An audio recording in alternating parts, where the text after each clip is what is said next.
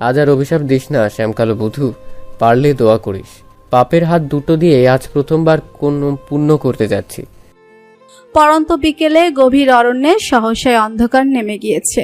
এতক্ষণ ধরে প্রকৃতি যে তাণ্ডব চালিয়েছিল আপাতত শান্ত হয়েছে কিছুটা। নর্দমাক্ত কাদার উপর মুখ থুবড়ে পড়ে আছে আলভি। মাঝে মধ্যে হাতের আঙুল নাড়াচাড়া করছে, হুঁশ ফিরছে হয়তো। বৃষ্টির পানিতে ভেসে গিয়েছে গায়ের রক্ত। পরিহিত সাদা শার্টটা ভিজে গায়ের সাথে লেপ্টে আছে। আলভি নিস্তেজ শরীরটাকে টেনে টুনে উঠে বসলো। এদিক সেদিক তাকিয়ে ঠাউর করতে পারলো এখনো সে আগের জায়গাটাতেই আছে। সে টলতে টলতে গাড়ি পর্যন্ত হেঁটে গেল। সে ভেজা শার্টটা শরীর থেকে আলাদা করে এলোমেলো পায়ে গাড়িতে উঠে বসলো। গাড়ি স্টার্ট দিয়ে চললো বাড়ির পথে। আজকের দিনটা আলভির লাইফের সবচেয়ে ভয়ঙ্কর দিন। যে ছেলে আজ পর্যন্ত একটা বেড়াল মারেনি, সেই ছেলে কিনা এতগুলো মানুষকে এত নৃশংসভাবে হত্যা করলো। এত শক্তি পেল কোথায় সে? এগুলো কি জাস্ট ইনসিডেন্ট? মাথা কাজ করা বন্ধ করে দিচ্ছে, মস্তিষ্কের নার্ভগুলো অতিরিক্ত যন্ত্রণা দিচ্ছে। অক্টোপাসের মতো পেঁচিয়ে রয়েছে সমস্ত ভাবনা। সব ভাবনা ঘুরপাক খেয়ে এক জায়গাতে এসে থামছে বারবার, শূন্যতা ছাড়া আর কিছুই যেখানে অবশিষ্ট নেই। গাড়িটা ঠিক বাড়ির সামনে এসে থামালো। প্রতিদিনের চেয়ে আজ একটু তাড়াতাড়ি ফেরা হয়েছে বাসায়। সদর দরজাটা অযত্নে খোলা পড়ে আছে। বাড়ির সবাই যে যার ঘরে কাজে ব্যস্ত। আলভি বাড়ির পরিবেশ নিয়ে খুব বেশি মাথা ঘামালো না। তার এখন প্রপার রেস্ট দরকার। ভেবে রেখেছে মিষ্টিকে অনুরোধ করবে মাথায় একটু হাত বলিয়ে দিতে। মিষ্টি নিশ্চয়ই তার অনুরোধ ফেলে দিতে পারবে না। সুযোগ পেলে সে আগেরকার মতো মিষ্টির কোলে একটু মাথা রেখে সমস্ত ক্লান্তি ঘুচিয়ে নেবে। কথাগুলো মনে মনে ভেবে মুচকি হাসলো আলভি। এই মেয়েটা নির্ঘাত কোনো জাদু জানে। তা না হলে কি এত যন্ত্রণার মধ্যে দিয়েও সর্বসুখের এক পলাশ বৃষ্টি হয়ে ধরা দিত? এই তো এই মেয়েটার নাম মনে করতেই হৃদয়টা শীতল হয়ে এসেছে। এতক্ষণের সব ভাবনা, মানসিক স্ট্রেস সব যেন মুহূর্তে উবে গিয়েছে। সত্যি মানতে হবে, এ মেয়ে কোনো জাদু বলে আলভিকে বশীকরণ করেছে। সিগারেটের পুরো ঠোঁটের কোণে আলভির হাসি যেন উপচে পড়ছে। হাসতে হাসতে রুমে প্রবেশ করলো সে। সবার প্রথম চক্ষুযুগল শীতল করিবার উদ্দেশ্য জহুরি চোখ এদিক সেদিক মিষ্টিকে তলব করলো, কিন্তু কোথাও দেখতে পেল না। সন্ধিয়ান চোখে এবার পুরো ঘরে চোখ বোলালো। কি ব্যাপার, সকালে ঘরটা যেমন দেখে গিয়েছিল ঠিক তেমনটাই হয়েছে। মিষ্টি কি কোথাও গিয়েছে? কিন্তু মিষ্টি তো এমন মেয়ে নয়, সবার আগে নিজের ঘর পরিপাটি করে রাখে সে। বিয়ের এতদিনে আজ প্রথম এমন নিয়ম ভঙ্গ হলো। তবে মিষ্টির কি শরীর খারাপ? আলভি উচ্চস্বরেই কয়েকবার মিষ্টিকে হাঁক ছেড়ে ডাকলো, কিন্তু চার দেয়ালে নিস্তব্ধ রুমে বন্দির শব্দগুলো আলভির কানে প্রতিফলিত হয়ে ফিরে আসছে। কয়েকবার ডাকার পরেও কোনো উত্তর পেল না। এবার আলভির চিন্তাটা একটু গাঢ় হলো। দ্রুত পায়ে নেমে এলো নিচে। এইবার সশব্দে গলা ছেড়ে ডাকতে লাগলো মিষ্টিকে। আলভির ডাক শুনে সিঁড়ি বেয়ে নেমে এলো বাড়ির সবাই। সবাই বলতে বাড়িতে এই মুহূর্তে 3 জন মহিলা ছাড়া আর কেউ নেই। হায়া বেগম, রাবেয়া বুবু আর সুমা, 3 জনই হন্তদন্ত হয়ে নেমে আসলো নিচে। হাওয়া বেগম এগিয়ে এসে করুণ কণ্ঠে জিজ্ঞেস করলো, কি হয়েছে বাবা, এভাবে ডাকছিস কেন মিষ্টিকে? মিষ্টি কোথায় মা, ঘরে নেই কেন? হাওয়া বেগম হক চকালো। মিষ্টি তো আজ সারাদিন বাড়িতে নেই বাবা, আমরা তো ভেবেছিলাম। তার মুখের কথা কেড়ে নিয়ে সুমা বলে উঠল, মিষ্টি আপনার সাথে যায়নি ভাইয়া? তবে ও কোথায়? কোনো বিপদে পড়েনি তো? আলভি ধর পড়িয়ে উঠল। মুখটায় চিনচিনে ব্যথা অনুভব হচ্ছে। কিছুক্ষণের মধ্যে মাগরিবের আজান পড়বে। এত সময় ধরে মিষ্টি কোথায় আছে কেউ জানে না। তবে তার অনুপস্থিতিকেও মিষ্টির ক্ষতি করে ফেলেনি তো? আলভি কোনো বাক্য ব্যয় না করেই দৌড়ে বেরিয়ে গেল। আবার ছুটল গাড়ি নিয়ে মিষ্টিকে খোঁজার জন্য। সুমার মুখভঙ্গিতে ফুটে উঠল চিন্তার ছাপ। একটু আগে তানজিলের কথাগুলো ভাবতে লাগলো। তানজিল বলেছিল ভুল করেছে, তবে কি মিষ্টির কোনো ক্ষতি করার ইঙ্গিত দিয়েছিল সে? সুমার কণ্ঠনালীতে যেন শব্দ আটকে এলো। চাপা স্বরে বিড়বিড় করলো, মিষ্টি কোনো ক্ষতি হয়ে গেলে আমি তোমাকে ছাড়বো না তানজিল তালুকদার। 32 নম্বর বাড়িতে মদের আসর জমেছে। ওবায়দুল ওয়াহিদ এবং আবিরের সাথে উপস্থিত আছে ওয়াটসন। 3 জনই খোশ গল্পে মেতে আছে। ওয়াটসন শকুনি দৃষ্টিতে কিছুক্ষণ পরপর বিছানায় পড়ে থাকা মিষ্টির শরীরটাকে গিলে খাচ্ছে। আজ রাতের জন্য মিষ্টিকে ঘুমের ইঞ্জেকশন পুশ করা হয়েছে, তাই বেঘরে ঘুমোচ্ছে মিষ্টি। শাড়িটা এলোমেলো হয়ে ধরা দিচ্ছে শরীরের প্রতিটি ভাঁজ। মাদকতা বাড়াচ্ছে হিংস্র কামাতুর চোখে। মাথা ফেটে গড়িয়ে পড়া রক্ত জমাট বেঁধেছে কপালের উপর। লাল রক্তের জমাট বাঁধা ছাপে মিষ্টিকে আরো বেশি লোভনীয় দেখাচ্ছে। অবচেতন অবস্থায় মিষ্টি কোনো কিছু উপলব্ধি করতে পারছে না। সে তলিয়েছে মরণ ঘুমে। রাত আর একটু গভীর হলেই ছোট্ট তুলতুলে নরম দেহখানির উপর নিশাচর প্রাণীর মতো ঝাঁপিয়ে পড়বে ওয়াটসন। মনের বাসনা কোনো রকমে দমিয়ে রেখেছে কিছুক্ষণের জন্য। ওবায়দুল ওয়াহিদ ওয়াটসনের দিকে তাকিয়ে হাসল। Wait sir, the wait is bitter but the fruit is sweet. অপেক্ষা করুন জনাব, অপেক্ষা তেতো হলেও এর ফল কিন্তু মিষ্টি। আবার উচ্চ স্বরে হেসে উঠল ওবায়দুল। তাল মিলিয়ে হাসলো আবির ওয়াটসন। বহুদিনের কার্যসিদ্ধ হতে যাচ্ছে আজ। বড় আনন্দের সময়টাকে উপভোগ করে নিচ্ছে তিনজন। হঠাৎ কলিং বেল তীব্র আওয়াজে ক্রিং ক্রিং শব্দ করে বেজে উঠল। ওবায়দুল ওয়াহিদের মেজাজ চটে গেল। আলভি আসতে পারে ভেবে আবার সামান্য ভয়ও জমল মনের কোণে। ভয়কে প্রাধান্য দিল না সে, মনে মনে ভাবল, এই বাড়ির ঠিকানা তো কোনোভাবে আলভির জানার কথা না, তাই আলভির আসার চান্স নেই কোনোভাবে। চোরাচোখি ইশারা করলো আবিরকে দরজা খোলার জন্য। আবির সতর্কতার সাথে দরজা খুলে দিল। দরজার মুখোমুখি তানজিলকে দেখেই রেগে গেল আবির। তুই এখানে কেন তানজিল? তোর তো কোনো কাজ নেই আর। তানজিল ভেতরে ঢুকতে ঢুকতে বলল, আসল কাজ বাকি রেখেই চলে গিয়েছিলাম ভাই, কাজটা শেষ করতে এসেছি। এই সময় তানজিলকে দেখে ওবায়দুল ওয়াহিদ অবাক হলো খুব। তানজিল কোনো মতলব এলো আবার। ওবায়দুল ওয়াহিদ ধমকের গলায় বলল, এই সময় এখানে তোমার প্রয়োজন নেই, তবুও তোমার আসার কারণ কি তানজিল? ওবায়দুলের ধমকিতে তানজিল পিছলে হাসলো, শান্তভাবেই উত্তর দিল, আমি মিষ্টিকে নিতে এসেছি মামা। তানজিলের কথায় বিস্ফোরণ ঘটলো যেন। ওবায়দুল ধামকার উঠে বসলো বসা থেকে। আবেগ তেড়ে এসে বাহাতে তানজিলের কলার চেপে ধরলো, দাঁতে দাঁত পিষে বলল, মাথা ঠিক আছে তোর? কার সামনে কি বলছিস বুঝে বলছিস? তানজিল আবিরের হাত থেকে নিজের শার্টের কলারটা ছাড়ি মেরে সরিয়ে দিল। গা ছাড়া ভাব নিয়ে মিষ্টির দিকে এগিয়ে যেতে যেতে বলল, আমি কি বলছি আর কি করতে এসেছি সবই বুঝে শুনে সুস্থ মস্তিষ্কে বলছি ভাই, আমার কাজে বাধা দিতে আসবেন না।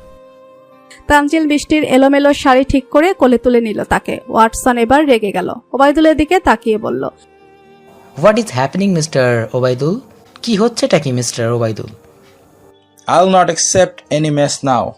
এবার কোনো রকম গন্ডগোল আমি মেনে নেব না। ওবায়দুল ওয়াহিদ এবার তানজিলের উপর খেপে গেল। টেবিলের উপর রাখা মদের বোতলটা ভেঙে তানজিলের দিকে ইশারা করে বলল, ভেবো না নিজের ভাগ্নে বলে ছেড়ে দিব বা বেঁচে ফিরতে পারবে। আমার কাছে কেউ বা হাত দিলে আমি কাউকে ছেড়ে কথা বলি না, তুমি সেটা ভালো করে জানো তানজিল। তানজিল এবার উচ্চস্বরে হেসে উঠল। এতদিন তোমাদের সাথে আছি অথচ আপনি কিনা আমাকে বোকা ভেবে ভুল করছেন মামা। শুনুন তাহলে, এইখানে আসার আগে আমি পুলিশ স্টেশনে ফোন করে এসেছি এবং বলে রেখেছি আগামী 1 ঘন্টার মধ্যে আমার দ্বিতীয় ফোন কল না পেলে ওরা যেন এই ঠিকানায় খুঁজতে আসে। বুঝতে পারছো? কেঁচো খুঁজতে গিয়ে পরে আবার সাপ বেরিয়ে এলো, তোমরাই বিপদে পড়বে। ওবায়দুল হাতের ভাঙা বোতলটা নিচে নামিয়ে নিল। তানজিল নীরবে মিষ্টিকে নিয়ে বেরিয়ে গেল। তানজিলকে যাওয়ার পানে তাকিয়ে ওবায়দুল ওয়াহিদ বলল, ভুল করলি তানজিল, আমার কাছে বাগড়া দিয়ে খুব ভুল করলি। এই ভুলের মাসুল তোকে গুনে গুনে দিতে হবে। তানজিল তার কথার কোনো তোয়াক্কা করলো না, বরং আজ প্রথম নিজেকে অন্যরকম উপলব্ধি করছে তানজিল। এই তো কিছুদিন আগেও মিষ্টির মোহনীয় রূপের আগুনে তো সেও পুড়তে চেয়েছিল, অথচ এই রূপের ভান্ডার তার এত কাছে পেয়েও কোনো আগ্রহ আসে না এই তুচ্ছ রূপের প্রতি। তার সমস্ত আগ্রহ উপাসনা ভিড় জমিয়েছে শুধুমাত্র তার শ্যামকালো বধূকে ঘিরে। চারদিকে মাইক ফুঁড়ে এশার আজানের সুমধুর প্রতিধ্বনি কানে এসে পৌঁছালো। আলভি হন্য হয়ে পুরো শহর ঘুরে মিষ্টিকে খুঁজছে। এভাবে খুঁজে সে বোকামে করছে। এই মুহূর্তে মাথায় আসছে না তার। টেনশন ভর্তি মস্তিষ্কে মেজর ভাবনাগুলো সবসময় দেরিতে আসে। আলভির বেলায়ও তাই। বর্তমান অবস্থায় দাঁড়িয়ে মিষ্টি ব্যতীত আর একটা শব্দ মাথায় আসছে না। তবে শূন্য মস্তিষ্ক সবার আগে ওবায়দুলের ওয়াহিদের সমস্ত ফ্ল্যাট সহ ফ্যাক্টরিগুলোতে তল্লাশি চালিয়েছে, কিন্তু আশাহত হয়েছে প্রতিবারই। অসুস্থ শরীরটা নিয়ে আর টানা হিস্ট্রে করা সম্ভব হচ্ছে না, তাই ব্যর্থতা বরণ করে বাড়ি ফিরতে হচ্ছে। মনে বলে এক কথা, শরীর বলে আরেক কথা। মনটা খুব করে চাইছে মিষ্টিকে খুঁজে পেতে, কিন্তু শরীর কিছুতেই সায় দিচ্ছে না। কি নিদারুণ দোটানায় দগ্ধ হচ্ছে আলভি, অথচ শক্ত খোলসে আবৃত পুরুষটিকে দেখলে বোঝা দায়। বসার ঘরে সবাই মিষ্টির চিন্তায় পালচারি করছে। আলভির ফেরার অপেক্ষায় বসে আছে তারা। অপেক্ষার অবসান ঘটিয়ে আলভি তো ফুলল, কিন্তু চিন্তার অবসান ঘটল না কিছুতেই। আলভিকে একা ফিরতে দেখে টনক নড়ল সুমার। চিন্তার ভাঁজ পড়ল তোর শ্যামকালো মুখবিরে। আলভি সোজা হেঁটে এসে হাওয়া বেগমকে জড়িয়ে ধরল। হাউ মাউ করে কান্না জড়ে দিল অল্পতেই। পুরুষ মানুষের চোখের পানি বেমানান, কিন্তু সে বেমানান জিনিসটাই আলভির চোখে শোভা পাচ্ছে আজ। পুরুষ মানুষ বুঝি এত অল্পতেই এত ভেঙে পড়ে? অবশ্যই না, কিন্তু আলভি ভেঙে পড়েছে, কারণ আলভির শক্ত হয়ে দাঁড়ানোর শির দাঁড়াই যে মিষ্টি। তার শূন্যতা যে আলভিকে ভেতর থেকে ভেঙে গুড়িয়ে দিচ্ছে বারংবার। বুকের পাঁজরগুলো যেন শব্দ করে ভেঙে যাচ্ছে। মেরুদণ্ডটা ক্ষত হয়ে এসেছে বুঝি, তাই তার সর্বশরীরে বিষের তীব্রতা বেড়েই চলছে। আলভি মায়ের বুকে মুখ লুকিয়ে চোখের পানি ছেড়ে দিল। মা, আমি মিষ্টিকে খুঁজে পাইনি মা, আমি ব্যর্থ মা, আমার কলিজাটা ছিঁড়ে যাচ্ছে। মিষ্টির কি হয়ে গেল মা? মিষ্টিকে অভিমান করে চলে গিয়েছে বলো? ওকে ফিরে আসতে বলো না, ওকে আমার যে কোনো মূল্যে ফেরত চাই। এই কয়েক ঘন্টা ওর শূন্যতা যে আমাকে পুড়িয়ে খাক করে দিয়েছে। মিষ্টিবিহীন আলভি ওয়াহিদ তার জীবন কিভাবে কাটাবে? বিধাতা আমার সাথেই কেন এমন খেলা খেলে? কেন প্রতিবার আমার বেঁচে থাকার কারণটাই কেড়ে নেয় তিনি? সুমার স্থির দৃষ্টি সদর দরজায় আটকে আছে। সুমার কথা কানে আসতে আলভি মুখ তুলে তার দৃষ্টি অনুসরণ করলো।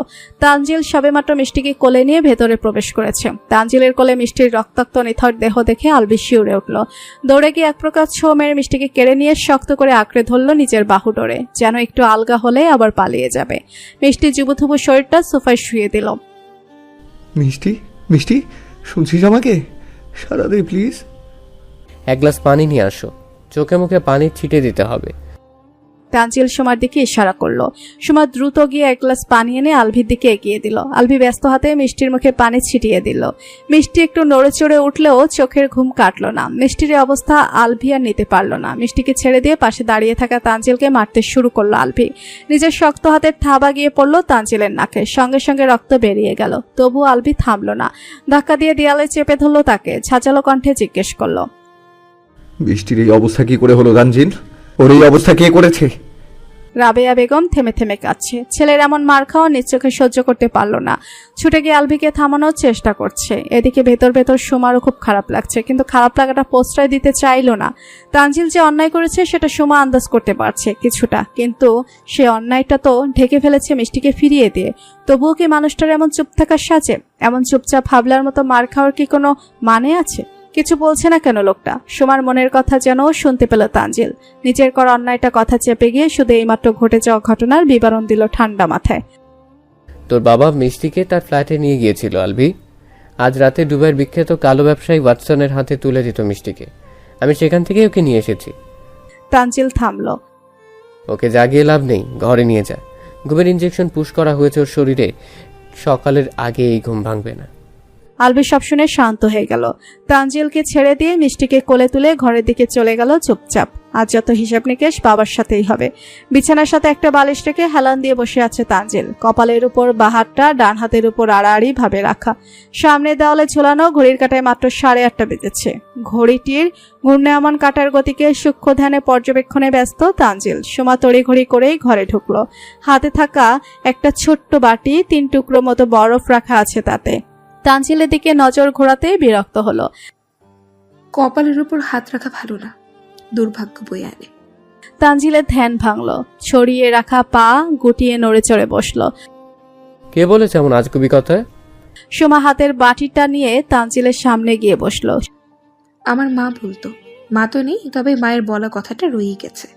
সুমার আহত কণ্ঠ শুনে তানজিলের খারাপ লাগলো কেন জানি। মনে মনে বলল, এই মেয়ে, তুই কি জানিস তোকে চঞ্চলতায় বেশ মানায়? মনের কথা মনেই অধরা রয়ে গেল, বলা হলো না আর। সুমা নিজের ওড়নার কোনায় এক টুকরো বরফ নিয়ে তানজিলের কেটে যাওয়া ঠোঁটের কাছটাই লাগালো। তানজিল জ্বালা অনুভব করে চোখ খিচিয়ে নিয়ে আবার খুলেও ফেললো, কিন্তু কোনো শব্দ করলো না। সুমা উদ্বিগ্ন হয়ে নিজের মুখটা তানজিলের কাছে নিয়ে ওষ্ঠটায় গোল করে ফু দিয়ে জ্বালা কমানোর বৃথা চেষ্টা করতে লাগলো। তানজিলের শীতল চাহনিতে ঘোর জমেছে।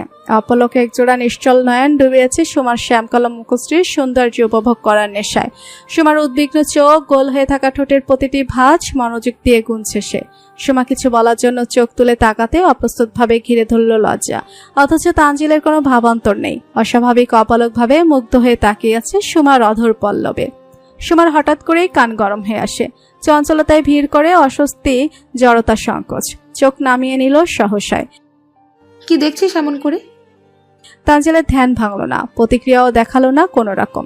অপলক অভিব্যক্তিতে তাকিয়ে আছে কেবল। সুমা জর্জিত হলো কোণঠায়। লজ্জায় দিশেহারা হয়ে পালানোর ইচ্ছে হলো, তবু নড়তে পারলো না একদণ্ড। তানজিলের এমন নেশালো চোখের চাহনি উপেক্ষা করে পালিয়ে যাওয়া খুব কঠিন ঠেকলো সুমার। চাতক পাখির ন্যায় হাঁসফাঁস করতে করতে আবারও জিজ্ঞেস করে বসলো, তখন ওইভাবে মার খাচ্ছিলি কেন? তানজিল তার দৃষ্টি জোড়ায় সরাসরি তাক করলো সুমার দিকে। অন্যায় করলে চুপ থাকতে হয়। তবে তুই সত্যি মিষ্টির ক্ষতি করতে চেয়েছিলি?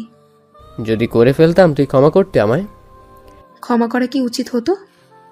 এই জন্যই করিনি, নিজ দায়িত্বে ফিরিয়ে এনেছি। সুমা সচেতন চোখে চাইল তানজিলের দিকে। ভাবভঙ্গি একই রকম।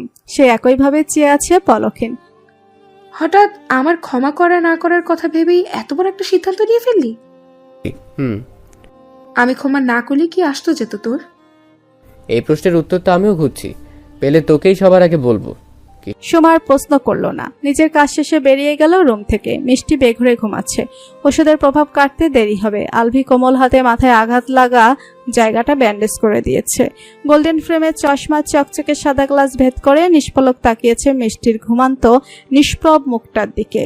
সহজ অভিব্যক্তিহীন চাহনি মুহূর্তেই ভরে গেল জটিলতায়। মাথার মধ্যে চেপে ধরল জেদ। যদি মিষ্টির কোনো ক্ষতি হয়ে যেত আজ, তবে কি হতো? কি করে সামলাতো নিজেকে? 10 বছর আগেরকার ধাক্কাটাই যে আজও সামলে উঠতে পারছে না। তবে মিষ্টি ছাড়া নতুন করে কিভাবে ভাবতো নিজের অস্তিত্ব? ভাবতেই গায়ে কাটা দিয়ে উঠল আলভির। ঘূর্ণির ন্যায় জেকে বসলো ভয়। নিজের অধর জোড়া স্পর্শ করলো মিষ্টির ললাটে। চোখ বন্ধ করে নিল অনুভূতির শুদ্ধতম আবেশে।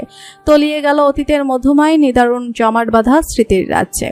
অতীত সেদিন কাঠফাটা রোদের মধ্যে ওবায়দুল ওয়াহিদ জরুরি কোনো কাজে বেরিয়েছিল। আলভিদের ঘরের পাশে মাথা তুলে দাঁড়িয়ে থাকা কাঁঠাল গাছটায় এই প্রথম সিজনের কাঁঠাল ধরেছে।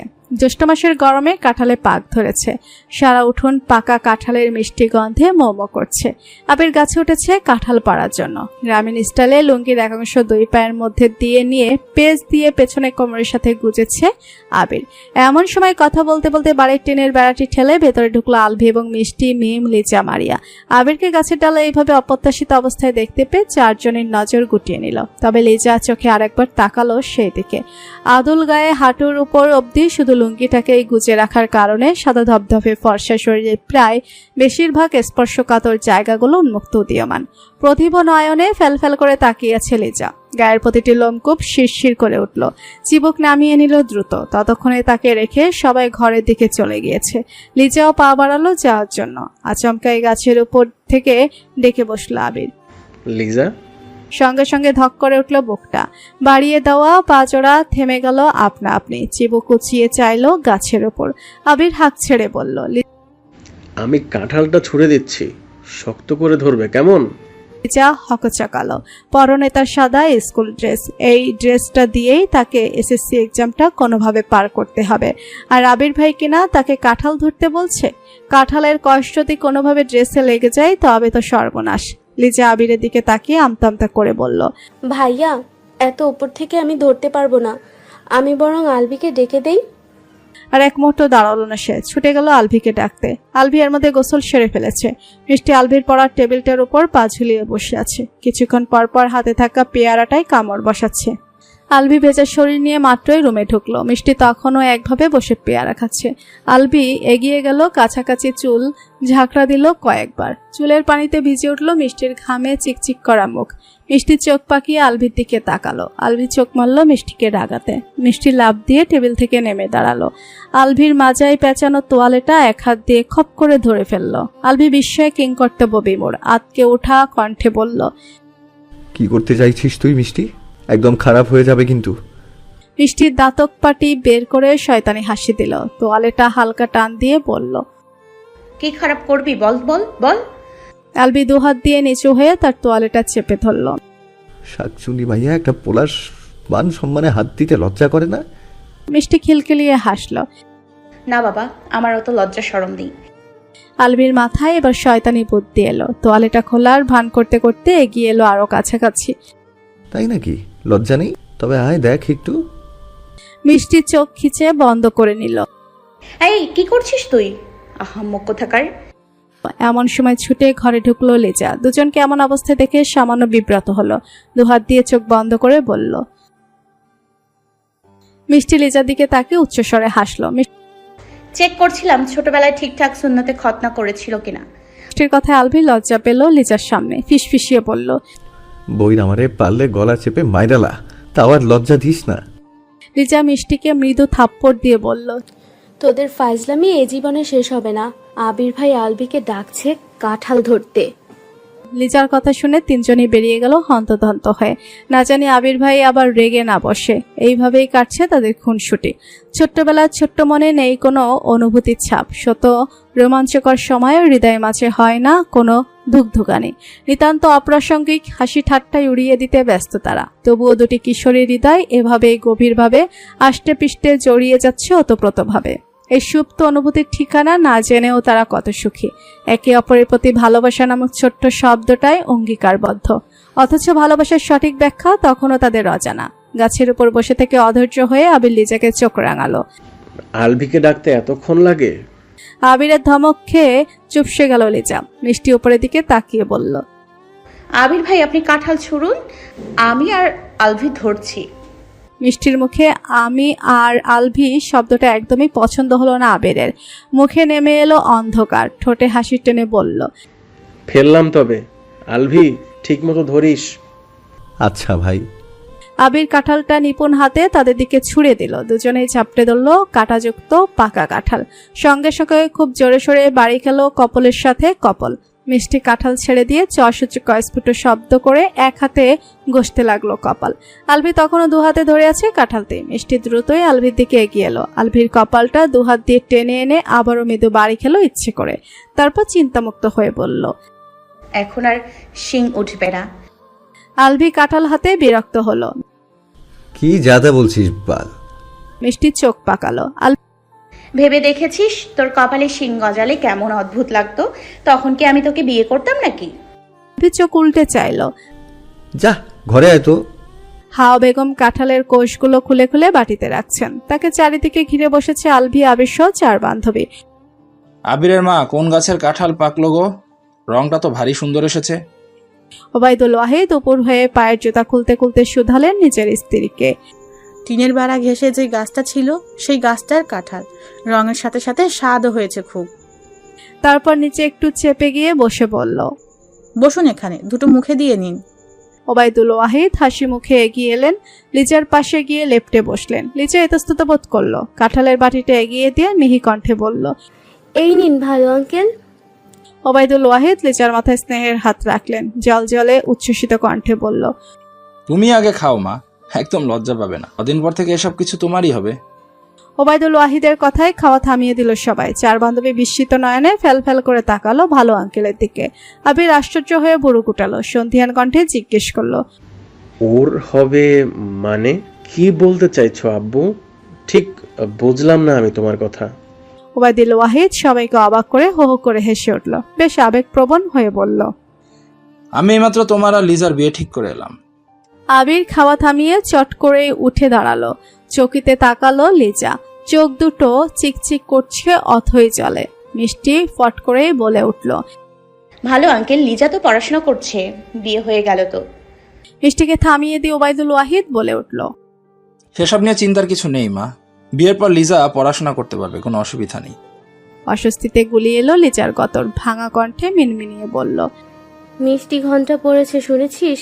স্কুলে চল দ্রুত। মিষ্টি, মরিয়া, মিম, লিজা 4 জন চুপচাপ বিদায় নিল সেদিনকার মতো। তবে আলভি আর টিফিনের পরের ক্লাসগুলো করতে গেল না। বাড়ির পরিস্থিতি হয়তো বেগতিক হবে। আবির ভাই যে সুম্মিকে খুব ভালোবাসতো, হঠাৎ করেই সুম্মির মৃত্যুতে খুব ভেঙে পড়েছিল। আর এখন আব্বু হুট করেই লিজার সাথে বিয়ে ঠিক করে আসলো। ভাই না জানে কি করে বসে। সেই আশঙ্কায় আলভি বাড়িতেই থেকে গেল। ওবায়দুল ওয়াহিদ আবিরের দিকে তাকালো, স্পষ্ট কণ্ঠে বলল, আমার ঘরে এসো আবির, তোমার সাথে কিছু কথা আছে। আবির মধ্য ছেলের মতো ওবায়দুলের পিছু পিছু তার রুমে গেল। ওবায়দুল দরজার সিটকেনিটা তুলে দিল শব্দ করে।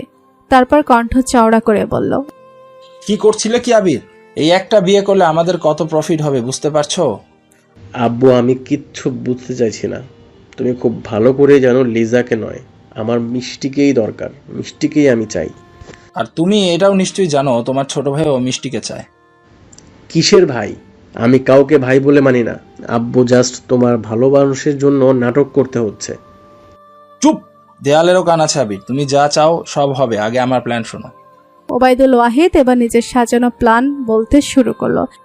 আমি জানি তুমি মিষ্টিকে কিভাবে চাও। তোমার চাওয়া একদিন বা এক রাতে সীমাবদ্ধ থাকবে, তারপর ফানুসের মতোই উড়ে যাবে। আমি খোঁজ নিয়েছি, মিষ্টির বাবা বেশ চতুর লোক, মধ্যবিত্ত হলেও বেশ সম্মান তার। আর লিজা তার বাবার জন্য, তার পরিবারের জন্য বোঝা মাত্র। ওর বাবার সাথে আমার কথা হয়েছে, তোমার সাথে লিজার বিয়ে দিলে 6 লাখ টাকা দিব আমি। আর এমন একটা পরিবার থেকে টাকার বিনিময়ে এমন সুন্দরী মেয়ে যদি নিয়ে আসতে পারি, আমরা লাখ লাখ টাকা খুব সহজে ইনকাম করতে পারবো। আর এমন গরিব পরিবার কোন সব জানতে পারলে কোনো ঝামেলা করতে পারবে না। আবির বাবার কথাগুলো মন দিয়ে শুনল। কিন্তু আব্বু মিষ্টি। তুমি বিয়ের প্রস্তুতি নাও, তোমার হলুদের দিনই মিষ্টির সাথে বাসরের ব্যবস্থা করছি। আবির হাসলো। দ্রুত বিয়ের ব্যবস্থা করো আব্বু, আমি বিয়েতে রাজি। দরজায় কান পেতেছিল আলভি। ওই পাশে লুকিয়ে চুবিয়ে কথা শোনার কৌতূহল তো মোটামুটি সবারই থাকে, আর সেটা যদি হয় বড় ভাইয়ের বিয়ের ব্যাপারে তবে আগ্রহটা একটু বেশিই বেড়ে যায়। তাই কৌতূহলবশত আলভি কান পেতেছিল বাবার ভাইয়ের কথা শোনার জন্য, কিন্তু এই মুহূর্তে সে যা শুনল তাতে তার কাঁচা মস্তিষ্ক ভয়ঙ্কর বিপদে রাজ করতে পারল। মনে মনে আওড়ালো, মিষ্টির বিপদ, মিষ্টির বিপদ, বাঁচাতে হবে, যে করেই হোক বাঁচাতে হবে। আলভি নিজের রুমে বসে খামছে, ভয়ে শিরধারা কাঁপছে। তার বাবা আর ভাই এত জঘন্য, ভাবতেই গায়ে কাঁটা দিয়ে আসে। কিন্তু কি করবে সে?